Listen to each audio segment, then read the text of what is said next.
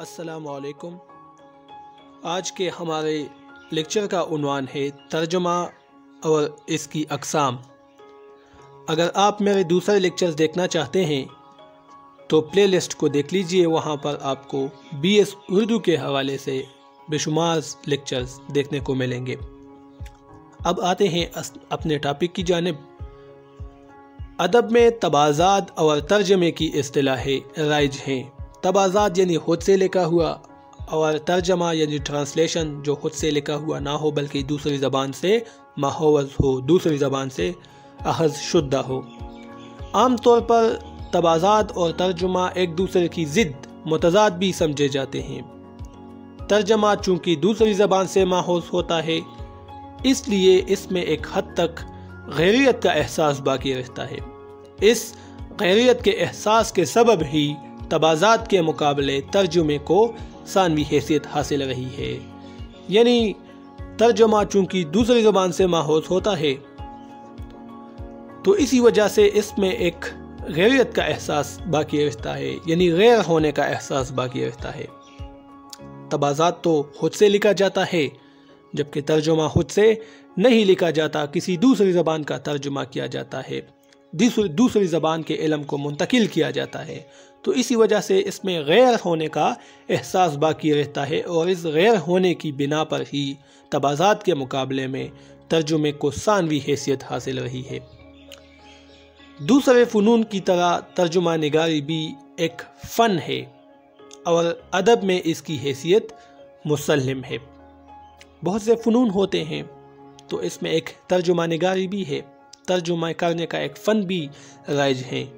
ترجمہ ایک ایسا فن ہے جس کے بغیر دوسری زبانوں کے علوم و فنون سے آشنائی نہیں ہو سکتی، اور اس کے بغیر کوئی بھی زبان جدید اور ترقی پذیر ہونے کا دعویٰ بھی نہیں کر سکتی۔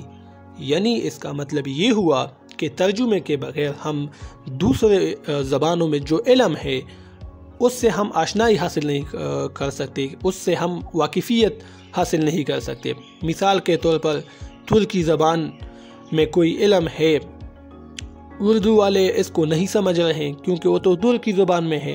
اب جب ہم اس کو ترجمہ کریں گے اردو زبان میں تو یہاں کے لوگ بھی اس کو سمجھ جائیں گے، اس علم کو۔ تو اس علوم و فنون کو سمجھنے میں ترجمہ بہت اہم کردار ادا کرتا ہے، اور زبان کی ترقی میں بھی ترجمہ اہم کردار ادا کرتا ہے۔ نئے نئے الفاظ زبان میں شامل ہوتے ہیں۔ مثال کے طور پر اردو ہے تو اردو میں دیکھیں کرکٹ کا لفظ ہو یہاں پر استعمال ہوتا ہے، انگریزی سے آیا ہے، ٹھیک ہے۔ اس طرح وکٹ کیپر ہو گئے یا دوسرے جتنے بھی ہیں، یہ تمام الفاظ انگریزی سے، فارسی دیکھیں، ترکی دیکھیں یا عربی، اردو زبان تو بنی ہی ان چیزوں سے ہے، ان زبانوں سے ہے، تو اس کی بنا پر زبان بھی پروان چڑھتی ہے۔ اچھا، اب ہم ترجمے کی مختلف قسم کی تعریفیں کرتے ہیں جو کہ مختلف ناقدین نے اپنے اپنے انداز سے کی ہے۔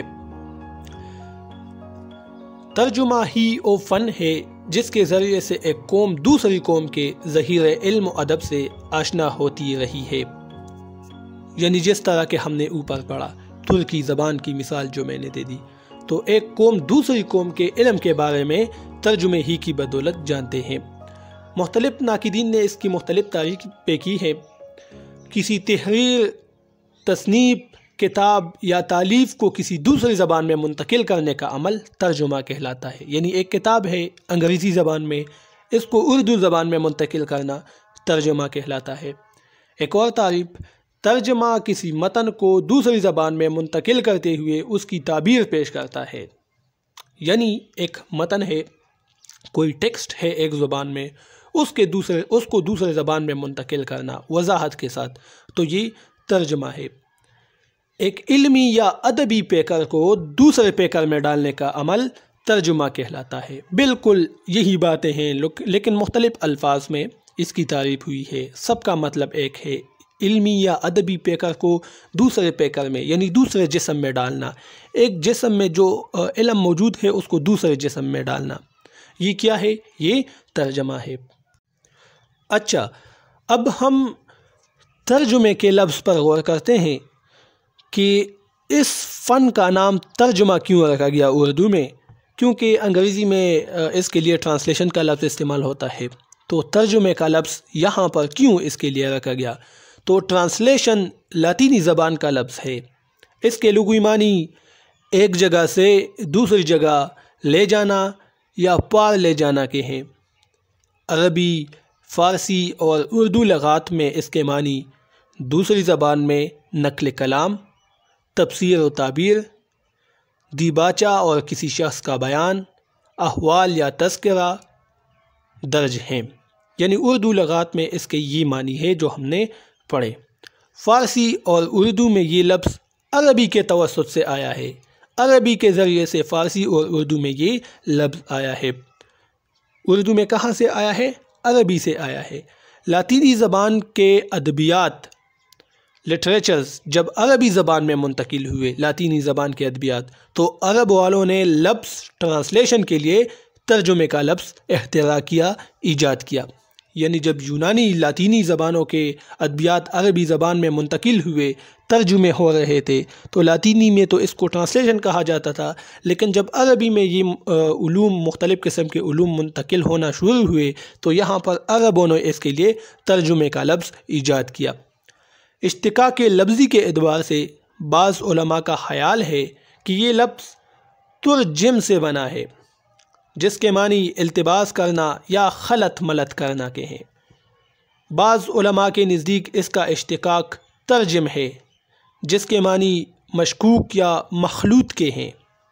بعض لوگوں کا خیال ہے کہ یہ رجم سے ماخوذ ہے، لفظ ترجمہ رجم سے ماخوذ ہے، اور بعض اسے ترجم سے مشتق قرار دیتے ہیں کہ یہ لفظ ترجم سے نکلا ہوا ہے، ترجمے کا لفظ۔ حالانکہ رجم سے اسے مشتق قرار دینا اس معنی میں درست نہیں ہے کہ اس کے معنی گناہ کبیرہ کے ہیں۔ یعنی بعض کہتے ہیں کہ ترجمہ لفظ رجم سے نکلا ہے، لیکن یہ غلط ہے کیونکہ رجم کے معنی گناہ کبیرہ کے ہیں۔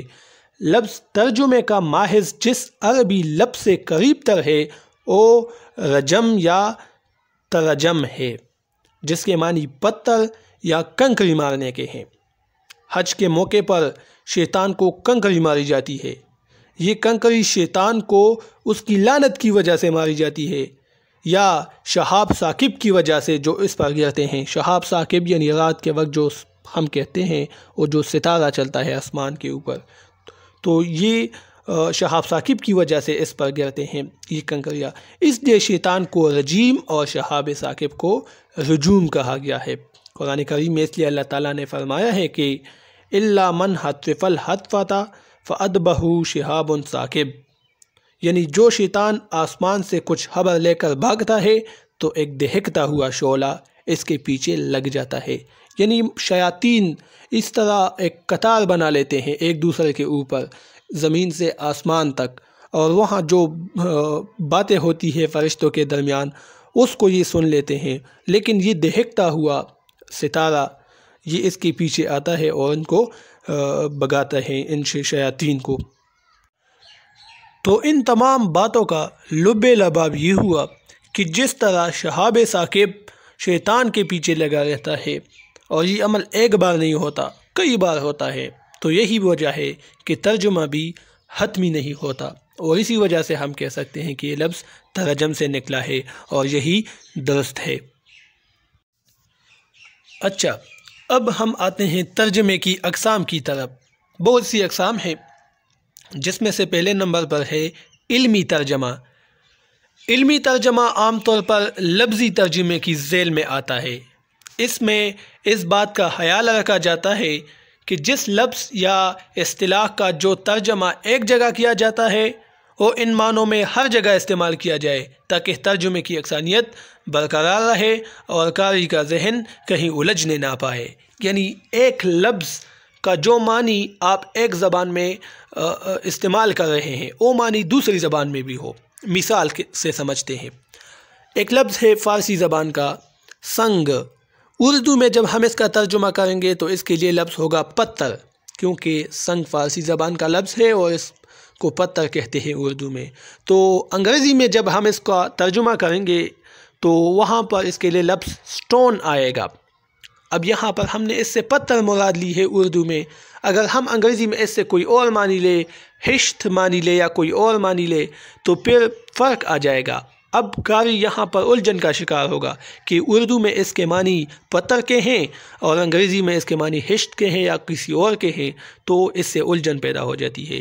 تو علمی ترجمہ لفظی ترجمہ ہوتا ہے، ٹھیک ہے۔ دوسرا ہے ادبی ترجمہ۔ اس نوع کے ترجمے کے لیے لازمی ہے کہ بامحاورہ کیا جائے اور اپنی زبان کے روزمرہ تشبیہات، استعارات و کنایات اور رموز و علامات سے کام لیا جائے تاکہ ترجمے میں ادبی رنگ آ جائے اور ترجمہ تبازات سے کم تر دکھائی نہ دے۔ یعنی ادبی ترجمے میں ادبیت ہوتی ہے، اس میں بامحاورہ ترجمہ ہوتا ہے، یعنی اس میں تشبیہات و استعارات، کنایات اور رموز و علامات سے کام لیا جاتا ہے تاکہ بالکل یہ تبازات کی طرح لگے کہ اس پر ترجمے کا شبہ نہ ہو۔ جو خوبصورتی ادبی خوبصورت ہوتی ہے، خوبصورتی ادبی، تو اس کو بھی منتقل کرنا چاہیے۔ مثال کے طور پر ایک نظم ہے تو اس نظم میں موسیقیت ہوتی ہے، ایک طرح کی آہنگ ہوتی ہے۔ جب آپ دوسری زبان میں اس کو منتقل کریں گے تو یہ موسیقیت، یہ ترنم، یہ آہنگ، یہ بھی آپ منتقل کریں گے، تو اس کو کہتے ہیں ہم ادبی ترجمہ۔ صحافتی ترجمہ بقول ڈاکٹر مسکین شاہ، مفہوم کا ترجمہ کرنا سب سے زیادہ آسان ہے۔ ایسے ترجمے میں کسی پابندی کی ضرورت نہیں ہوتی، بلکہ مترجم کے لیے آسانی ہوتی ہے کہ اصل مفہوم سمجھ کر اپنی زبان میں اپنے طور پر بیان کرے۔ یہ بالکل ادبی ترجمے ہی کی طرح ہوتا ہے، لیکن ادبی ترجمے میں ادبیت ہوتی ہے جبکہ صحافتی ترجمے میں ادبیت نہیں ہوتی۔ جس طرح کچھ سنا جاتا ہے، ایک خبر آ جاتی ہے، بالکل اسی طرح اس مفہوم کو دوسری زبان میں پیش کیا جاتا ہے۔ مثال کے طور پر مغربی ممالک میں جہاں پر لوگ انگریزی بولتے ہیں، ایک واقعہ رونما ہوا، ایک حادثہ رونما ہوا، وہاں کے جتنے صحافی ہیں، سوشل میڈیا ہے، وہ انگریزی میں اس خبر کو پھیلائیں گے، تو جو اردو والا ہے وہ اس مفہوم کو لے کر اردو زبان میں پیش کرے گا، تو یہ ہو گیا صحافتی ترجمہ۔ بس صرف مفہوم کو پیش کرنا چاہیے آسان الفاظ میں۔ اگلا ہے لفظی ترجمہ۔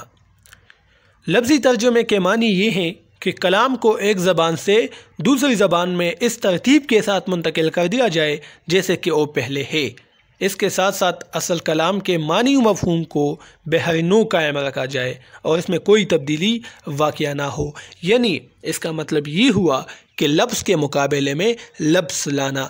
انگریزی کی کوئی کتاب ہے یا کوئی متن ہے تو ایک ایک لفظ کے مقابلے میں ایک ایک لفظ اردو کا لانا جب ہم اردو میں ترجمہ کرتے ہیں تو اس کو ہم کہتے ہیں لفظی ترجمہ۔ قرآن مجید میں اکثر اس طرح ہوتا ہے، مفہوم کو پیش نہیں کیا جاتا، اس سے پھر ابہام بھی پیدا ہو جاتا ہے، کیونکہ لفظ کے مقابلے میں جب ہم لفظ آتے ہیں تو پھر سمجھنا بھی تھوڑا سا مشکل ہو جاتا ہے۔ تو لفظ کے مقابلے میں لفظ لانا ترجمہ کہلاتا ہے، لفظی ترجمہ۔